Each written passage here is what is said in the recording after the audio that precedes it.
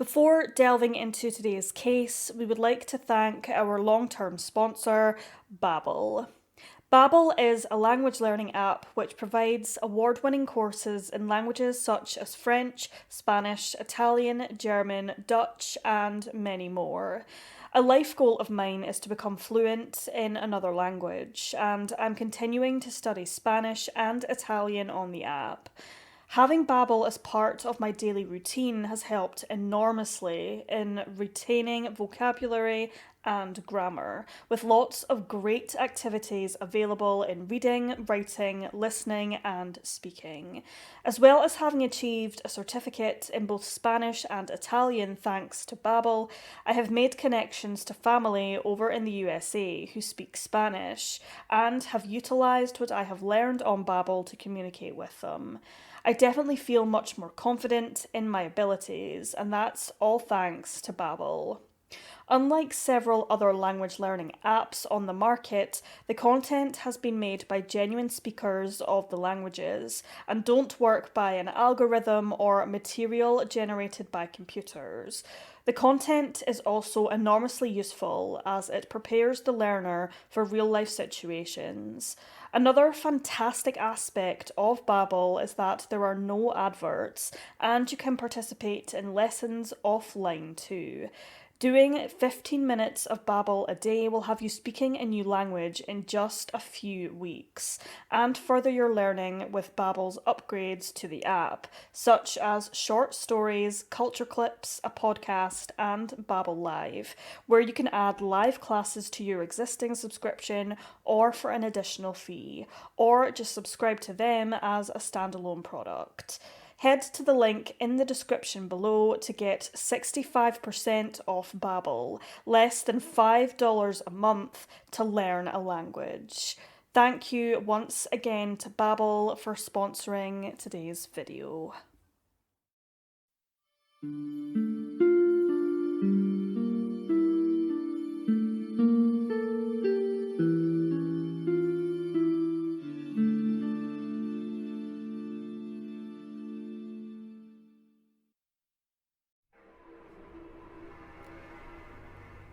Peter Sopo, aged 52, was a well-respected sergeant of the Fort Macleod Royal Canadian Mounted Police and had worked as part of the police force for over 32 years. By 1997, he was close to retirement. He gave back a lot to the Macleod community where he had lived and managed to encourage youngsters in and around the area to get to know the RCMP. Peter approved a trading card ID for the local catchment area with personal information on it and a photograph, and he even helped create the Bears of Hope programme, where all emergency vehicles carried stuffed toys to give to children who had been involved with difficult and traumatic incidents as a way to comfort them. Peter grew up in British Columbia, but his family did move about a lot. He finally settled down in Alberta after joining the RCMP, but still kept incredibly close to his family. He was adored by all of them. According to those who knew him, Pete was a funny and easygoing person who loved to play baseball and hockey with the local beer leagues, as well as going hunting with his father and his friends. In mid-1997, Peter met a woman named Lorraine McNabb, aged 47, who was born and raised in Alberta, and at the time lived in Pincher Creek, an extremely remote area located on the eastern edge of the Rocky Mountains. The pair got to know each other and soon enough began dating, enjoying their weekends away from work, hiking and riding horses together, even occasionally visiting the rodeo. Lorraine was a full-blown country girl who loved the outdoors. She was raised on the family ranch and competed in rodeo events. She also enjoyed hiking and riding her horses up the mountains in her spare time. She was a popular kindergarten teacher at Canyon Elementary School, located nearby, and lived in her mobile home located on some acreage alongside her 18-year-old daughter, Leslie. Lorraine was a kind-hearted woman who always looked out for other people. All she wanted was for everyone around her to be happy. By the time they met, both Peter and Lorraine were divorcees, and both had 2 children. However, Lorraine had experienced very bad relationships in the past. After her divorce, Lorraine wanted to start anew and make something for herself, and this was when she decided to purchase a quarter of the land in which her trailer was situated on. Having her own land was a lifetime dream, and she even purchased some cows and horses. She was finally happy in her life and her relationship. On the afternoon of the 13th of December 1997, 18-year-old Leslie went out for lunch and then returned to the trailer to have a nap. After a while, her mother, Lorraine, gently shook her awake. She told Leslie that she and Pete were going out for a family dinner at her father, Jim, and stepmother Helen's ranch in Twin Butte that night, and they left later in Peter's truck, arriving at the ranch around 6 p.m. Leslie actually went out later that afternoon after her sleep, travelling into town for some supper, driving her mother's truck to get there. On her way back, Leslie passed her mother and her boyfriend on the road travelling to her grandparents' house for dinner, and this was the last time that Leslie saw her mother alive. Leslie then went out for dinner in town before heading to a bar for drinks with friends. Peter and Lorraine had a pleasant evening eating dinner at the McNabb Ranch, located 20 minutes south of Pincher Creek. They stated at around 9:30 p.m. that they had intended to leave soon, but stayed half an hour longer to eat some huckleberry pie and drink some coffee. The couple left the McNabb residence at approximately 10 p.m. under a full moon, being waved off by Jim and Helen as they drove into the dark. Peter and Lorraine arrived home soon after and parked the truck by Lorraine's mobile home, located approximately 1 mile away from Pincher Creek. Sometime between 10:30 p.m. and midnight, the couple were brutally murdered, shot after getting out of Peter's truck and walking towards the static home. When Lorraine's daughter, Leslie, returned home from her night out at around midnight or 1 a.m, she assumed that Lorraine and Peter were asleep in their bedroom, as both of their vehicles were parked outside. However, her mother's bedroom door was open, which was a bit unusual, but just thought that they had forgotten to close it. Leslie didn't want to wake them up, so she didn't turn any lights on, not even the faint Christmas tree lights which Leslie and Lorraine had put up the previous night. Leslie went to her room to gather some things before leaving and hitching a ride with her boyfriend. It wasn't until Monday morning, when Peter failed to show up for a work conference in Edmonton and Lorraine failed to show up at school, that anyone realised something was amiss. Peter had actually missed a work engagement on the Sunday, but his absence was brushed off. Family, friends and work colleagues had tried to contact both Peter and Lorraine over the course of the weekend, but neither could be reached. As a result, a fellow RCMP officer and close friend of Peter, Jay Viba, decided to visit Pincher Creek, where Peter would often visit his girlfriend, Lorraine McNabb.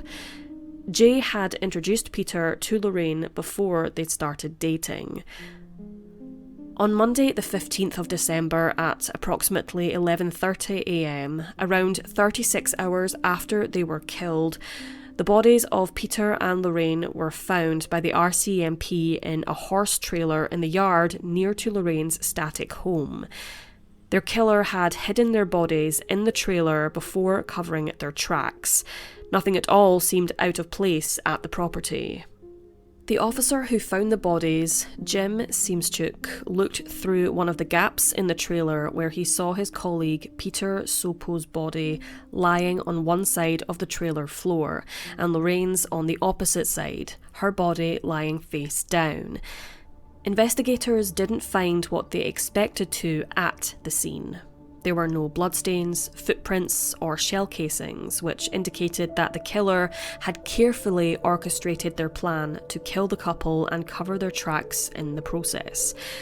The gusty winds could have aided the killer also, easily being able to blow away any sort of forensic evidence, such as clothing fibres, hairs, and even footprints. The windy weather made it very difficult for the RCMP to investigate the crime scene, many of the investigating officers crawling on their hands and knees looking for evidence. The horrendous discovery of the bodies was made the day after the Granham fire, where over 100 kilometres of land was ruined by a blaze. Many had assumed Peter and Lorraine had gone out to help their neighbours who were affected by the devastating fire, as it was in their nature to do such a thing.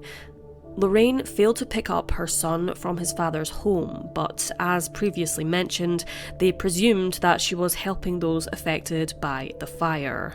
One of the McNabb cousins' ranches was deeply affected by the inferno, so a number of family members went up to help. However, a short while later, Lorraine's son, Dave, turned up at the ranch with a police officer and informed the McNabbs that Lorraine and Peter had passed away. Later that night, a short time before 10 p.m, 2 police officers showed up at the Sopo residence and informed them of the tragic news. Peter's sister, Ellie, had experienced premonitions that weekend of 2 police officers coming to her door, and initially didn't want to open it because of this. A strong sense of foreboding overcame her as the knocking began. She knew the second the door opened that something terrible had happened. At around 2 p.m. on Monday, the children at Lorraine's school were informed of her death, and all were sent home. Due to the severity of the situation, the kindergarten students that Lorraine taught were told not to return to school until after the Christmas break. Her death and Peter Sopo's shocked the community. Forensic investigators secured the area in Pincher Creek where the killings had occurred and investigated the crime scene for a number of days before finally being able to positively identify both victims as Peter Sopo and Lorraine McNabb.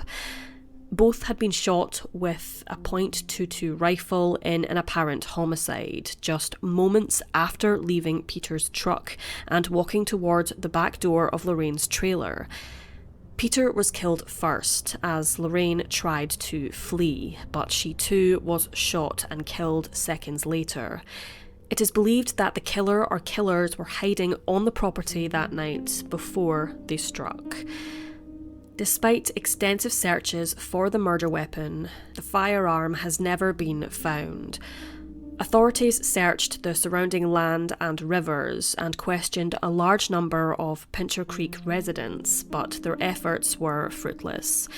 Searches were also conducted at Cowley Bridge and Lundbreck Falls, but unfortunately, once again, nothing of significance was found, and to this day, the murder weapon remains missing. Motive for the crime simply stumped authorities. Who would kill Peter and Lorraine? Nothing appeared to have been stolen from the property or from the victims themselves, and no sexual assaults had occurred. Authorities looked through Peter's police records in an effort to find any grudges perpetrators could have had against him, and found that Pete did investigate gang activity in British Columbia. However, no evidence could link this case to the crime. Police subsequently appealed to the public for more information, as did the McNabb family themselves, in the hope that the killer or killers could be found and brought to justice. The culprit, according to the RCMP, knew either Peter or Lorraine, and this wasn't simply a random attack. At first, authorities looked to both of their ex-partners. Peter and his ex-wife's split was amicable, and Peter never said a bad word about her, so police had no suspicions about her. The pair were on good terms. Their relationship simply just wasn't working, so they split. Lorraine's ex-husband of 18 years, Gord Marsh, was investigated as a suspect in regards to her brutal murder. According to Lorraine's sister, Gord was controlling, had a bad temper, and even tried to cut Lorraine off from her family. Lorraine eventually got her teaching degree before ending her relationship with Gord so that she could provide for herself and her family.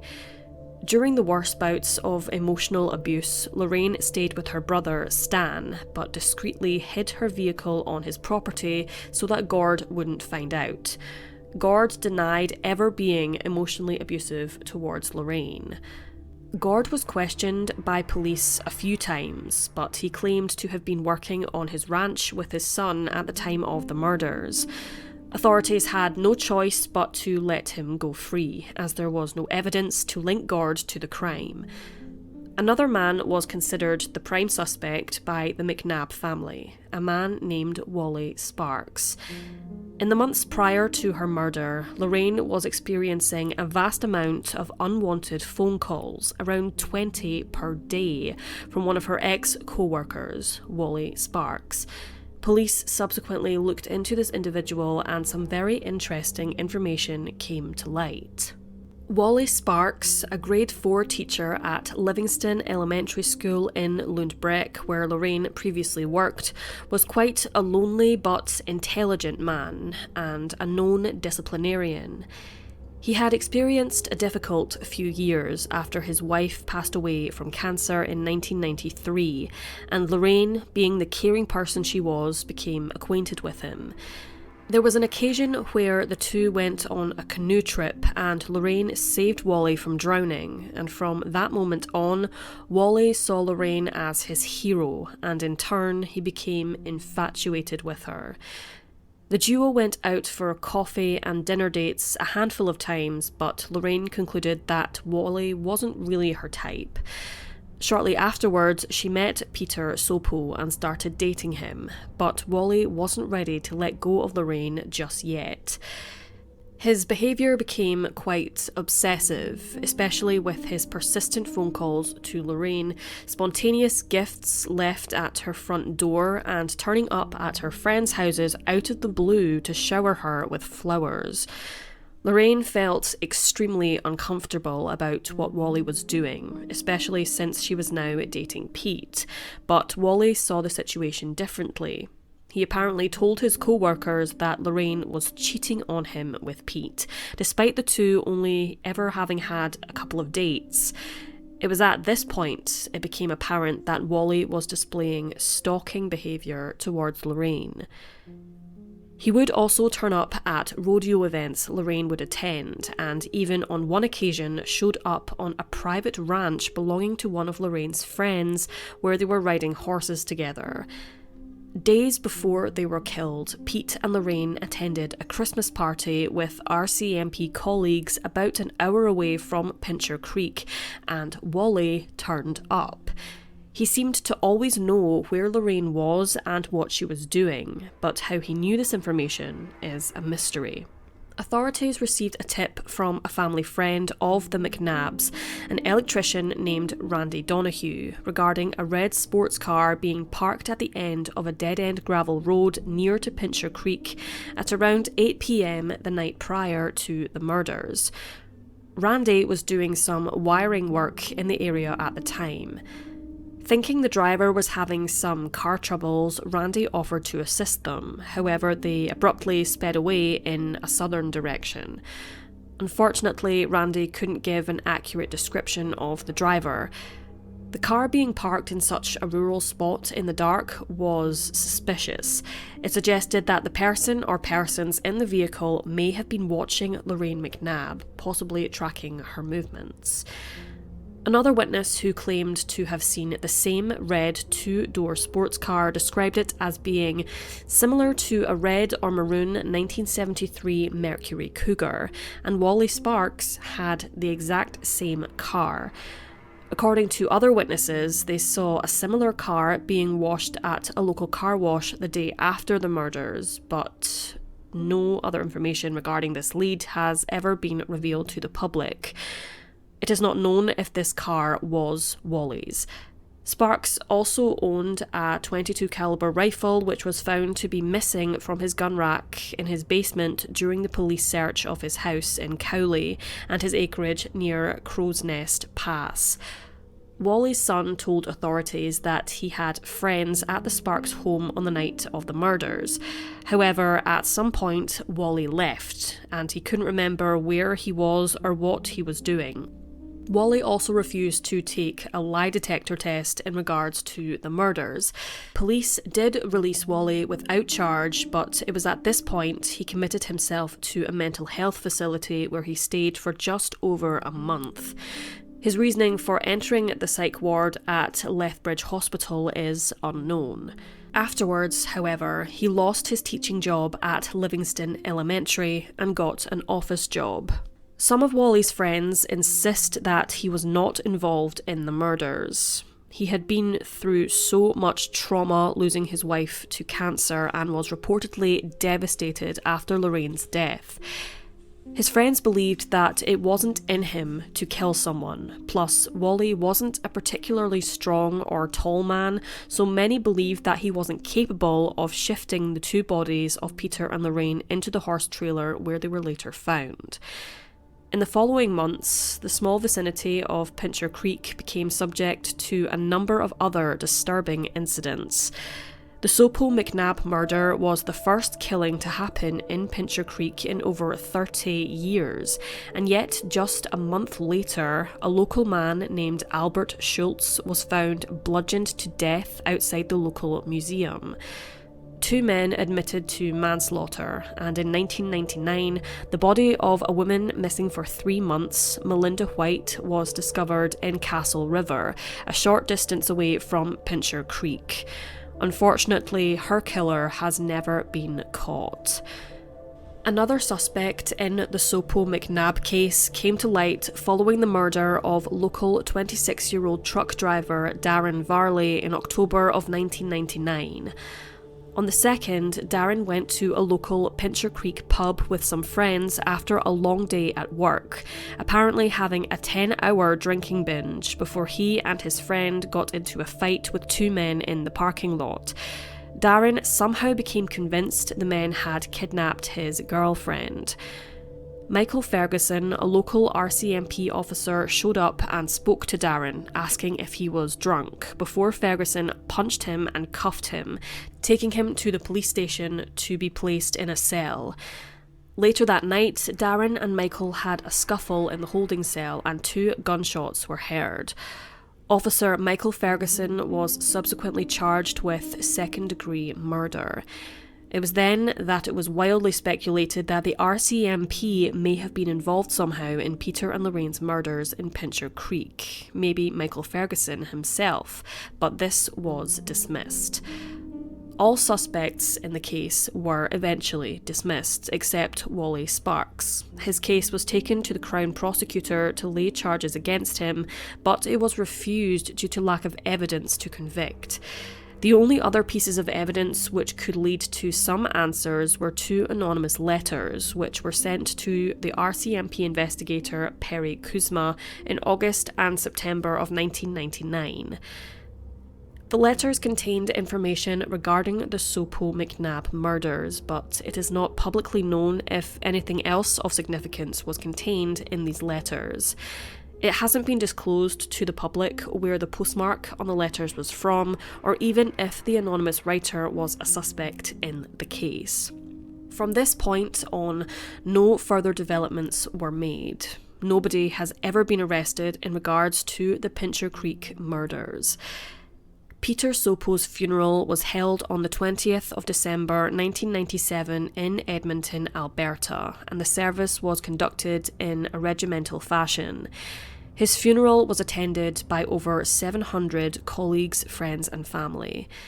2 days later, on the 22nd of December, Lorraine McNabb was laid to rest in her hometown of Pincher Creek with over 1,000 people in attendance. It remains the largest funeral to have ever taken place there. The Sopo and McNabb families were left devastated after the deaths of Peter and Lorraine, who, according to them, announced their engagement on the night they were killed. Who would callously murder a well-respected Mountie and an adored kindergarten teacher? This is just one of many questions that their families, friends, colleagues and investigators still ask themselves today. All they want is justice for Peter and Lorraine. As of August 2021, the murders of Peter Sopo and Lorraine McNabb remain unsolved, but their case is still open.